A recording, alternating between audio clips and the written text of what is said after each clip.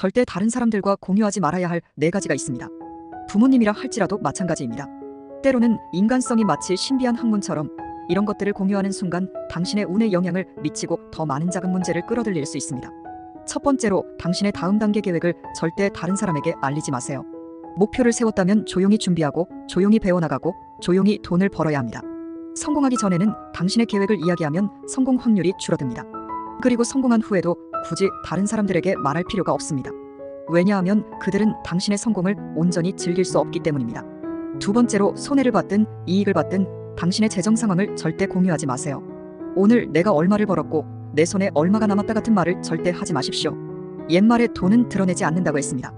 당신이 가난하든 부유하든 당신의 재정 상황을 남들이 알게 되는 순간부터 곧 불운이 시작될 것입니다. 세 번째로, 당신의 인맥과 자원을 쉽게 남에게 제공하지 마세요. 자신의 능력을 과시하기 위해 누구를 안다, 누구의 인맥이 있다 같은 말을 하는 것은 실제로 능력 없는 사람의 행동이며 오히려 사람들의 반감을 삽니다. 당신의 자원은 당신 스스로 활용하는 것이 최선입니다. 한번 내놓기 시작하면 그 자원을 다른 사람이 빼앗아갈 수도 있습니다. 네 번째로, 자신의 아픔과 가정의 문제를 남에게 이야기하지 마세요. 자신의 약점을 모두 노출하면서 다른 사람과의 관계를 가까워지게 하려는 것은 오히려 독이 됩니다.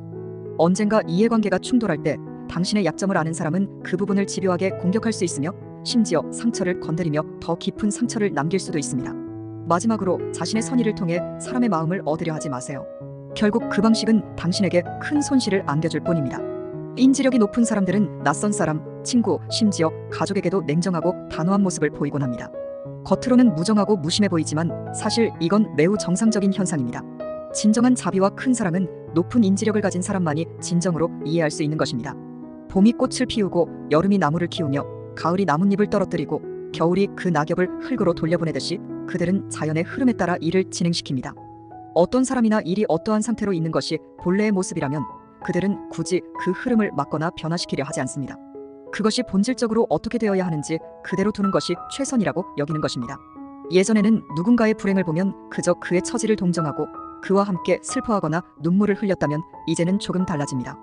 누군가 힘든 상황에 놓여 있을 때 그가 왜 그런 처지에 이르게 되었는지 그 원인을 이해하게 되는 것이죠. 이 과정에서 스스로의 인식에 기반하여 세상의 흐름을 읽고 그의 어려움이 어떤 수준의 고통인지를 분석하며 지금 상황의 본질을 완전하고도 명확하게 파악하게 됩니다. 이것이야말로 진정한 의미의 올바른 공감이라고 할 수 있습니다.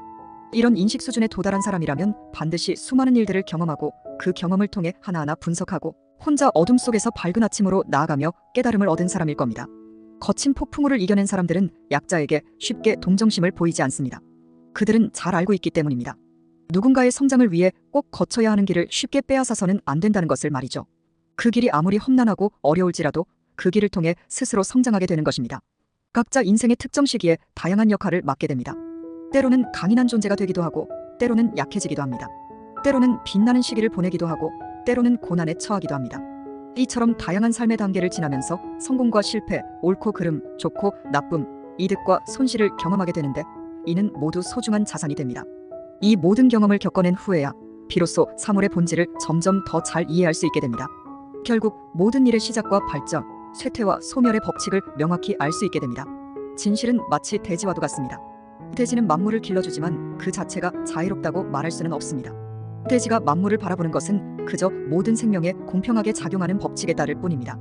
오늘은 여기까지. 이 글이 마음에 드셨다면 좋아요, 구독 부탁합니다.